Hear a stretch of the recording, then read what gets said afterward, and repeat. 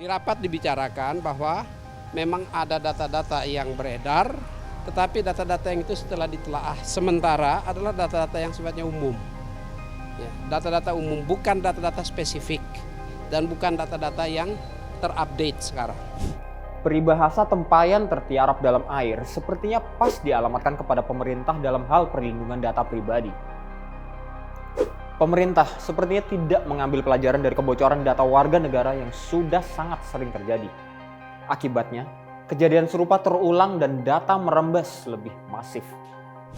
Yang terbaru, hacker yang menamakan dirinya Bjorka diduga membocorkan dokumen surat menyurat Jokowi pada periode 2019 hingga 2021 di situs breach.co. Termasuk dokumen berisi kumpulan surat yang dikirim oleh Badan Intelijen Negara yang diberi label rahasia. Hal ini disangkal oleh Kepala Sekretariat Presiden Heru Budi Hartono pada 10 September lalu. Tidak ada isi surat-surat apapun yang kena hack, kata Heru.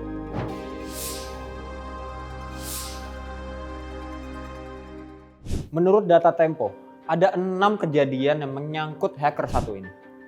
20 Agustus 2022, hampir 271 juta data pengguna media sosial literatur Wattpad dirilis.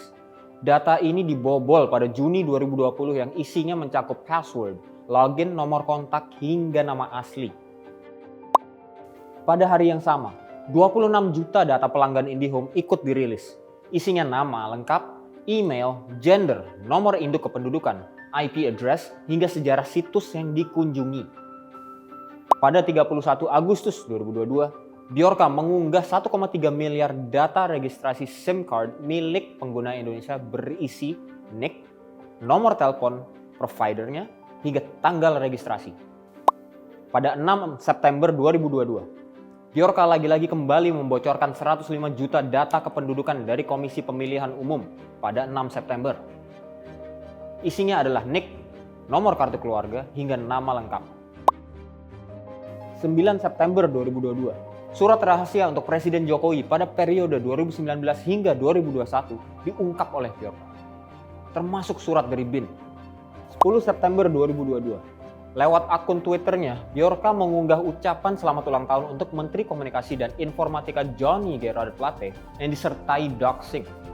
Ia membagikan detail alamat, nomor induk kependudukan, kartu keluarga, agama, golongan darah, pendidikan, ID vaksinasi, hingga nama orang tua dan istri.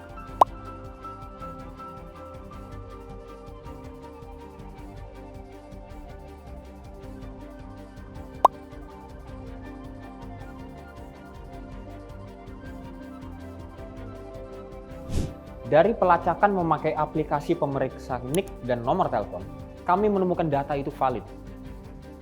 Kesimpulan pakar keamanan cyber Pratama Persada pun sama. Terlepas dari mana sumber kebocorannya, mau itu pemerintah ataupun penyedia layanan, masyarakat sebagai pemilik data. Iya, saya, kamu, produser, kameramen, kita semua menjadi pihak yang paling dirugikan sebetulnya. Oh iya, asem.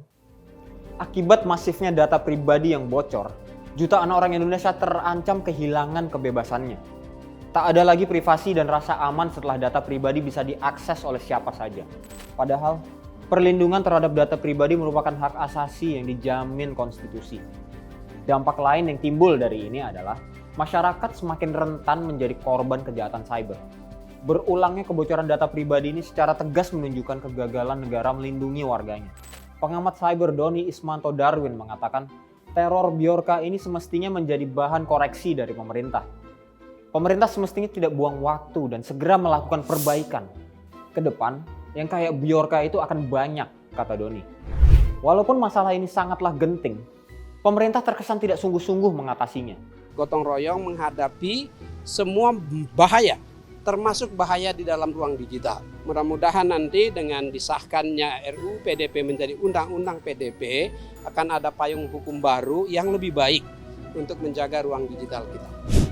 Sampai di sini kita tahu, masalahnya jelas. Tak ada alasan buat pemerintah dan DPR untuk menunda-nunda pengesahan Undang-Undang Perlindungan Data Pribadi. Draft undang-undang ini sudah berlangsung selama 2 tahun.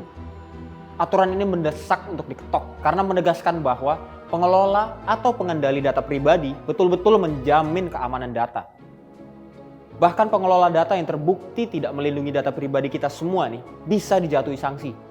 Tapi pemerintah bukannya satset menanggulangi, Menteri Komunikasi dan Informatika Johnny Gerard Plate malah menasehati masyarakat supaya rutin mengganti kata sandi agar datanya tidak bocor.